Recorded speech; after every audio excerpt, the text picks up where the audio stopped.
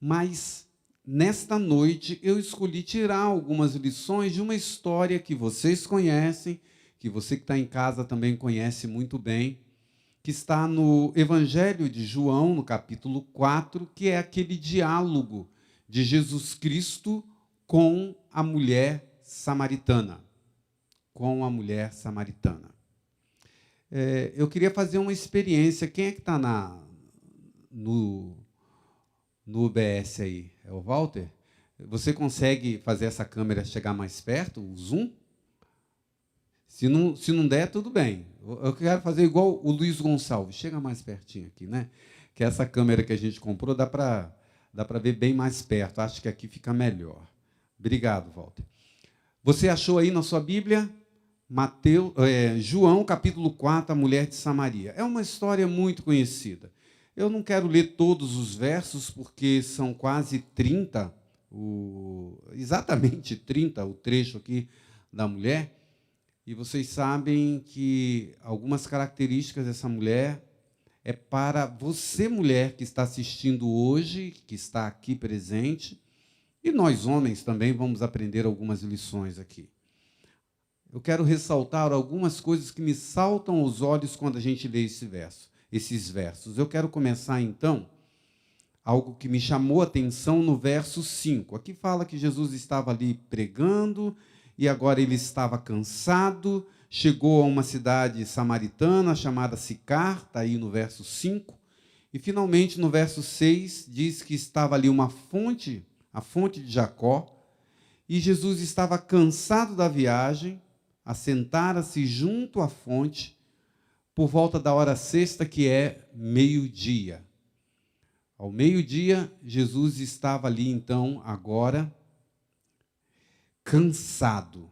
Eu fiquei pensando, né? Jesus cansado, com sede e com fome. Como é que eu sei que Jesus estava com fome? Porque o verso diz que os discípulos foram à cidade comprar comida. Ele estava cansado, com sede e com fome. Novamente, a gente pode lembrar que o Mestre a quem nós seguimos sabe e conhece as nossas dores. Ele passou fome, ou sentiu fome, sentiu sede e também cansaço. Eu confesso a vocês, irmãos, hoje eu estou cansado. A gente está com algumas atividades acumuladas, onde a gente teve um dia muito cheio. Eu fiquei 8 horas ininterrupta numa comissão, num concílio pastoral. Começou 10 horas, terminou 6 horas da tarde. E a gente comia na mesa, nem saímos. E eu fiquei quebrado, porque esses dias que a gente fica o dia inteiro sentado e discutindo assuntos muito sérios. E o cansaço pode estar com você também. Eu posso estar falando nessa noite de pessoas que, igual o Rubens, veio direto do trabalho, deve estar cansado. Outros que estão me assistindo, estão sentados na sua sala e estão lutando contra o sono, porque o sono chegou, o cansaço. Jesus estava cansado. E ele chegou agora nesse poço e encontra uma mulher. Quem era essa mulher? Quando a gente lê todo o contexto aqui, os versos, se você lê aí do verso 1 até o 30, nesse trecho do capítulo 4, você vai encontrar algumas características dessa mulher. Primeiro, que ela era mulher, e ser mulher, neste tempo, era depreciativo na cultura judaica. E me chama a atenção algumas falas que eu quero compartilhar com vocês. Uma coisa que me chamou a atenção com relação a esta mulher, verso 9. Então lhe disse a mulher samaritana: como sendo tu judeu, pedes de beber a mim, que sou mulher e samaritana? Como que ela se via? Como que você, primeiro, sendo judeu, o judeu, está aí entre parênteses aí na Bíblia, né? Que o judeu não se dava com o samaritano. Então, antes de ser mulher, já tinha um outro empecilho, um empecilho cultural, étnico. racial, quem sabe. E ele falou, olha, o judeu não conversa com o samaritano, como é que você está falando comigo? E aí acrescenta a questão de ser mulher. E Jesus falou com essa mulher, se aproximou dela. Agora, além de falar, não foi só dialogar, conversa. Gente, se você parar e analisar, Jesus teve um grande diálogo, um bate-papo grande com essa mulher. E se você comparar com outros diálogos pessoais, acho que esse é um dos maiores. Os outros são mais curtos. Jesus gastou tempo com essa mulher. Eu não sei quanto tempo que os discípulos levaram para ir na cidade e voltar, mas todo esse momento a mulher estava conversando com Jesus e Jesus com ela. Jesus gastou tempo com ela. Mas o que me chama a atenção, se você for lá no verso 27, depois de todo o diálogo, aí finalmente os discípulos estão de volta. João 4, 27. E olha a reação dos discípulos. Nesse instante, ou neste ponto, chegaram os seus discípulos e se admiraram de que estivesse falando com uma mulher. Os discípulos, mas se você olhar a reação deles, eles chamaram a atenção de Jesus, falaram alguma coisa, ficaram quietos, mas eles ficaram admirados. Como é que Jesus está falando com uma mulher? Não era costume deles. E era uma mulher samaritana, aí piorou. Mas Jesus falou com a mulher, e os discípulos se admiraram. Quem era essa mulher? Quem era esse personagem? Era uma mulher, era samaritana.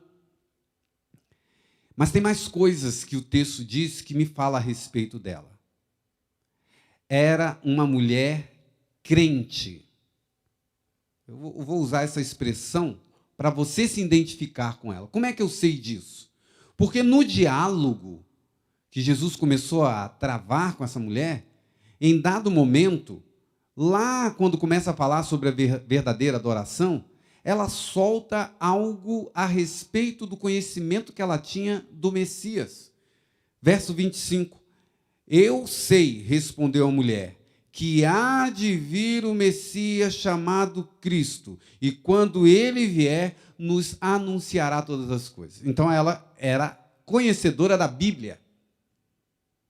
Era uma mulher que conhecia as profecias. Estudava o livro do Apocalipse da época, que era Daniel, que falava da vinda do Messias. E ela disse, eu sei que o Messias virá, eu estou aguardando também. E ele vai fazer uma coisa fantástica, ele vai anunciará todas as coisas. Ele é um profeta. Talvez eu esteja falando para uma mulher hoje que é crente, que estuda a Bíblia, que vem à igreja, que participa das coisas do Senhor. Mas essa mulher tinha uma outra característica, porque apesar de ser crente, apesar de conhecer a Bíblia, apesar de esperar o Messias, tal qual a mulher de João capítulo 8, ela era uma mulher pecadora. Como eu sei disso? A Bíblia diz que Jesus, em dado momento, versos 17 e 18, ao que lhe respondeu a mulher, não tenho marido, replicou-lhe Jesus, bem disseste, não tenho marido, porque 5 maridos já tivestes, e esse que agora tens não é teu marido. Isto disseste com verdade. Então veja, ela estava com a vida torta, como diz aquela musiquinha, né? Mas, apesar disso, ela era uma mulher conhecedora da palavra de Deus. Mas, naquele momento, ela estava longe de Deus. Agora, vamos pensar um pouquinho na atitude de Jesus para com esta mulher. Ela era uma mulher, ela era samaritana, ela conhecia a Bíblia, conhecia o texto sagrado que falava a respeito do Messias, ela era uma pecadora e ela precisava de um Salvador. E foi por isso que Jesus falou com ela. E gastou tempo com essa mulher. Talvez eu esteja falando com alguém nesta noite que se identifica com essa mulher do poço. E sabe que me admira? é o nosso amado Jesus, o nosso modelo em tudo. Porque Jesus chega para uma mulher samaritana, pecadora, supostamente crente, e pede para ela algo. Ele pede. Porque ele poderia ignorar pelo fato dela ser pecadora, pelo fato dela ser samaritana, pelo fato dela ser mulher, mas ele não fez isso. Quantas vezes nós, em nossa vida, rotulamos pessoas? Hoje a gente está falando de uma mulher samaritana pecadora, crente, mas talvez você também evite algumas pessoas com algumas características que para você é errada. Ah, irmãos, nesse pacote aí você pode botar uma lista enorme. Eu conheci, parece um absurdo, mas me veio à mente agora, mas eu lembro de um amigo meu, de uma igreja, crente, que ele não usava nada na casa dele, na roupa dele, o carro dele, nada podia ser verde, porque ele era corintiano. Você acredita que tem gente assim? Adventista o sétimo dia. Olha que extremo. Fala, não, nem caneca, nem tênis, nem meia, nem cueca, nada pode ser verde na minha casa. Porque eu sou corintiano. Mas você vê que as pessoas, às vezes, parece uma coisa boba, mas a gente rotula as pessoas. Talvez você não fale com o seu vizinho porque ele é da Umbanda do Candomblé, ou porque ele é da Testemunha de Jeová, ou porque ele é católico. Eu não sei. Jesus poderia olhar para essa mulher e falar, não, você é samaritana, eu não vou falar contigo. Você é mulher, eu não vou falar contigo. Você é pecadora, eu não vou falar contigo. Mas, além de falar, Jesus ainda pediu, se aproximou. A lição que nós devemos aprender. Quem nós estamos evitando por causa dos rótulos que nós estamos criando. Pessoas que merecem o contato do Senhor Jesus. E quando Jesus, no verso 7, vira para a mulher e fala assim, dá-me de beber, eu fico pensando, o que Jesus pediria para você? Para aquela mulher, ele pediu água, ele estava cansado, com fome e sede.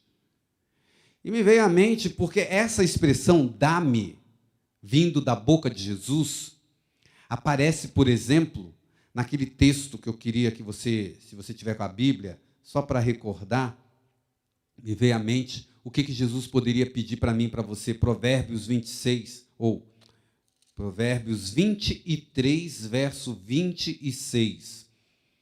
O que Jesus pede? Para a mulher ele pediu água, e para mim e para você. 26, Provérbios 23, verso 26. Dá-me, filho meu, o teu coração. Para a mulher ele pediu água.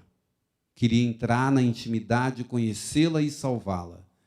Hoje Jesus está te pedindo o coração. Você também, como uma mulher pecador, como eu sou, pecadora, você talvez tenha rótulos que a sociedade nos coloca ou que você coloca nos outros, que poderia dizer que Jesus não pode se aproximar de você. Mas, além de se aproximar, ele fala, dá-me, filho meu, o teu coração. Você está disposto a entregar o coração a Jesus? Ainda penso nesses versos da história da mulher, e eu quero levá-los a pensar um pouquinho agora, que é impressionante que nessa história, Jesus fala com a mulher, fala a vida dela, revela quem ela é, e aí você vê que no verso 19 ela desconversa, muda totalmente de assunto, porque o verso 18 Jesus fala do pecado dela, que ela está com um homem que não é o marido dela, e aí no verso 19 o negócio muda totalmente, fala sobre o monte da oração e tudo mais, ela desconversa, essa que é a verdade. Mas, eu já li aqui com vocês, em dado momento ela cita que sabe que o Messias virá, e que vai revelar tudo. Mas, irmãos, pensa um pouquinho. Quando Jesus vira para essa mulher e revela a vida dela, os pecados dela, que ela tinha 5 maridos e o que ela estava agora não era dela, não é só um profeta que poderia fazer isso? E ela aqui no verso 25 trata Jesus como se ele não fosse esse profeta que revelaria tudo. E eu não sei, irmãos, a gente sempre conta essa história de uma maneira bonita, porque ela virou missionária, né? Depois que os discípulos chegaram, ela volta à cidade e conta, mas hoje, relendo essa história aqui para repartir com vocês, me veio uma coisa na mente que me deixou um pouco triste, porque no final essa mulher parece que ficou incrédula. Depois eu quero até ler o que Ellen White conta sobre essa mulher em detalhes, porque ao ler aqui esse texto eu fiquei com essa dúvida pairando na minha mente. Eu queria que você pensasse comigo, porque aqui no verso 29, ela diz, ela foi à cidade, deixou o cântaro, né, que era uma coisa importante no verso 28, e foi à cidade e falou com os homens. Aqui tem uma coisa interessante, né? Será que ela poderia falar com os homens sendo mulher? Ela perdeu o medo e foi falar de Jesus. Ok, mas aqui está escrito algo que me intrigou, porque diz: vinde comigo e vede um homem que me disse tudo quanto eu tenho feito. Aí ela se contradiz, porque ela diz assim: será que ele é o Cristo?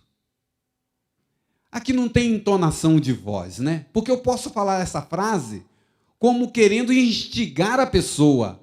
Olha, será que ele é o Cristo? Vamos lá ver? E a pessoa ficar curiosa e vir comigo. Mas eu também posso falar essa frase com muita dúvida. Será que ele é o Cristo mesmo? Ele adivinhou minha vida, disse tudo que eu tenho feito. Porque no verso 25 ela diz que o Messias que ela esperava, o que ele iria fazer? Revelar todas as coisas. Sabe, irmãos, nós temos aqui um alerta nesta fala dessa mulher no final. Talvez você tenha a Bíblia na mão, o Espírito Santo esteja falando com você a vida inteira e você ainda continua pensando: será? Será que esta é a verdade? Será que esta é a igreja? Será que este é o Deus a quem eu devo seguir? E Deus dando um monte de evidência. Só faltou Jesus falar o CPF e o RG da mulher, falou os detalhes da vida dela. E ela fala assim: será que é o Cristo que viria? Que o Senhor tenha misericórdia de cada um de nós e, como diz o próprio texto bíblico, que Ele tenha misericórdia da nossa falta de fé, da nossa pequena fé. Fé na palavra dele. Por isso que na parábola de Lucas 15, quando o rico conversa com Lázaro, e na parábola um foi para o céu, outro foi para o inferno, e aquele que estava no inferno vira para o outro e diz assim para Abraão: Abraão, deixa Lázaro ir lá avisar meus irmãos. É uma parábola. Mas o que me impacta ali em Lucas 15, porque nesta hora Abraão fala assim: nem que o morto ressuscitasse, eles creriam. Nem que o morto ressuscitasse, eles creriam. Eles têm os profetas, eles têm a lei, eles têm a Bíblia. Não precisa de um morto ressuscitar para eles descobrirem esta verdade.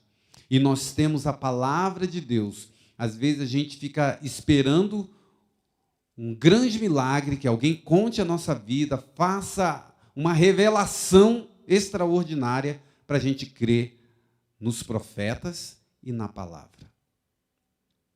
Ao ler essa história, eu compartilho com você, mulher, que está me assistindo em casa, membro desta igreja, com as mulheres aqui presentes, e com os homens também, porque é uma lição para todos nós.